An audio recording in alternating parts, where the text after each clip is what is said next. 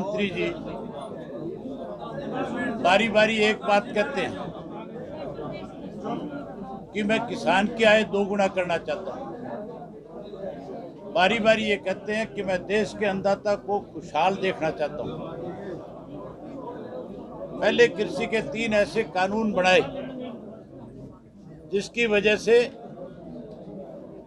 पूरे देश का किसान जो है लगातार 70 दिन से जहां अपने अपने राज्यों में बैठ करके इन तीनों काले कानूनों का विरोध कर रहा है, वहीं दिल्ली के चारों तरफ जो बॉर्डर्स लगते हैं,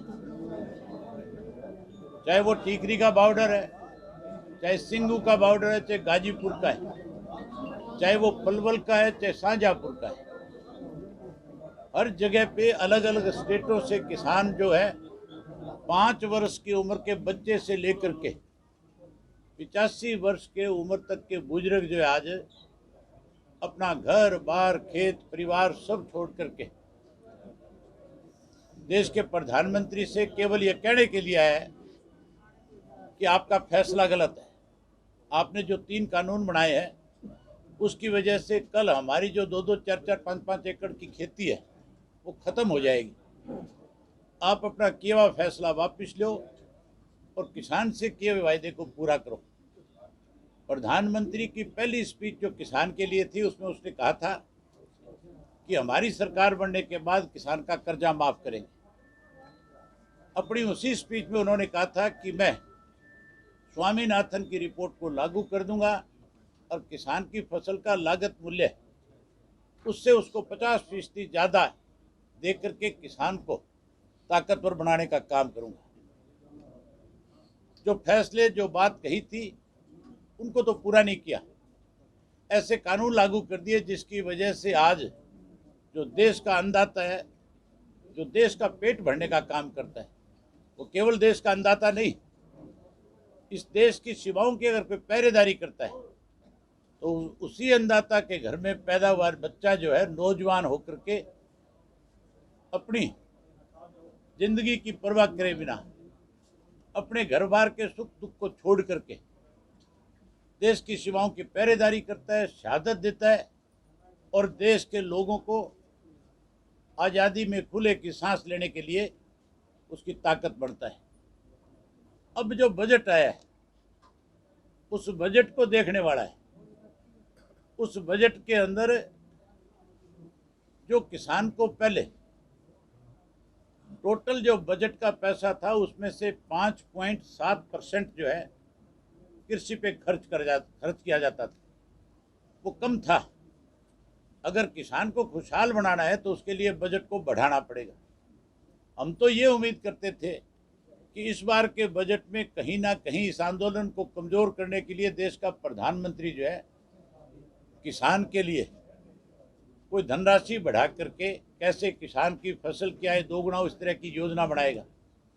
लेकिन हैरानी है उसने 5.7 से 5.10 करने की बजाय 6 करने की बजाय उसको 4.3 पे ला करके छोड़ दिया। 1.5% पैसा, ये थोड़ा नहीं होता, ये पैसा लाखों करोड़ रुपए बनता है जो अब की बार किसान को कम मिलेगा। केवल वही नहीं, जो 6,000 का एक लॉलीपॉप दिया था देश के किसान को, जो 2-2 हज़ार की किस्त दे करके कहीं किसान को ये लालच दे रहे थे कि हम किसान के बड़े कहीं हमदर्द हैं, हम कहीं किसान को चिंता करने वाले लोग हैं। जिसका 75,000 करोड़ रुपया सालाना खर्च करना होता था वो केवल 200 करोड़ रुपया खर्च किया और अब की बार उस राशि को कम करके इन्होंने 10,000 करोड़ कर दिया है।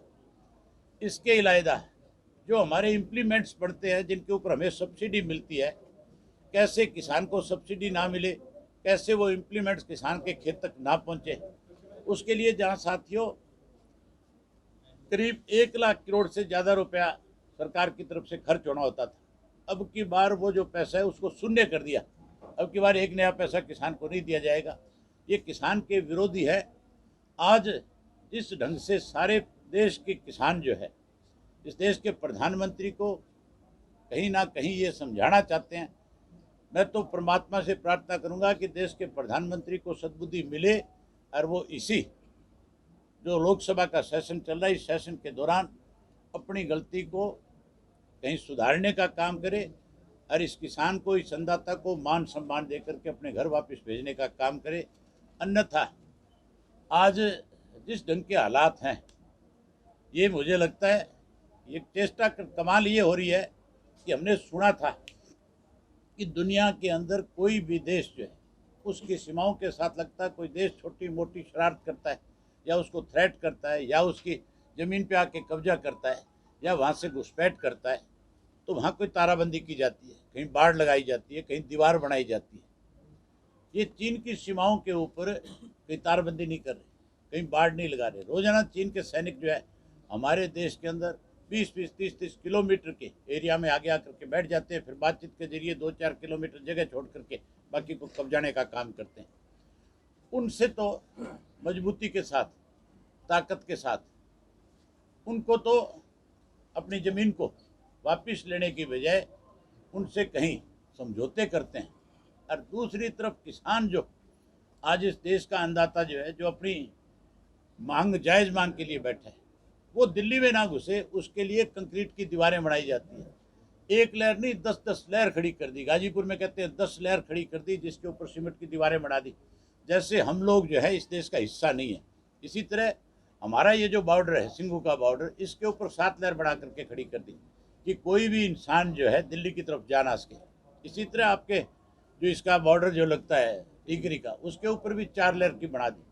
तो देश के प्रधानमंत्री को इस तरह के निर्णय कराने की बजाय हम कोई, ये नहीं है कि इस आंदोलन के अंदर जितने लोग आए हुए हैं, मैं नहीं समझता भी कोई एक भी व्यक्ति इस आंदोलन को हिंसक बनाने का काम करे। सारे के सारे इस आंदोलन के अंदर बहुत बड़ी जिम्मेवारी के साथ देश के अन्नदाता को न्याय मिले, इसके लिए लड़ रहा है। तो मैं फिर आपके माध्यम से देश की सरकार से कहना चाहूँगा कि आपको अभी भी नेताओं को बुला करके बातचीत करनी चाहिए और अपनी की हुई गलती को सुधारना चाहिए। 12 दौर की बातचीत करने के बाद भी देश का प्रधानमंत्री कहता है कि मेरे एक फ़ोन कॉल की ज़रूरत है। मुझे लगता नहीं कि वो समझौते की बात करते हैं, कहीं ना कहीं वो थ्रेट कर रहे हैं। इसलिए किसान को थ्रेट ना करें। किसान ना तो कमज़ोर है, ना किसान ने कभी किसी के आगे जाकर के झोली फैलाई, ना कभी भीख मांगी। किसान ने इस देश को देने का काम किया, लेने का काम नहीं किया। आज किसान की बदौलत ही ये देश दुनिया की तीसरी ताकत बना हुआ है। इस देश का अगर किसान कमज़ोर हो गया तो फिर ये तीसरी ताकत बचेगी नहीं, फिर ये तीसरी ताकत कहीं ना कहीं कमज़ोर हो जाएगी। इसके लिए देश के प्रधानमंत्री जिम्मेवार हो जाएंगे। किसान ने ना तो जाकर के मोदी जी से कहा था कि कोई ऐसे कानून बनाओ, ना किसी किसान नेता के साथ बातचीत करी थी। इसलिए मोदी जी को अपनी गलती को सुधारना चाहिए और किसान को फिर से ये संदेश दे करके भेजना चाहिए कि बीजेपी की सरकार जो है वो किसान की अनदेखी करने की बजाय किसान को किए वायदे पूरे करने का काम करेगी। धन्यवाद आपका।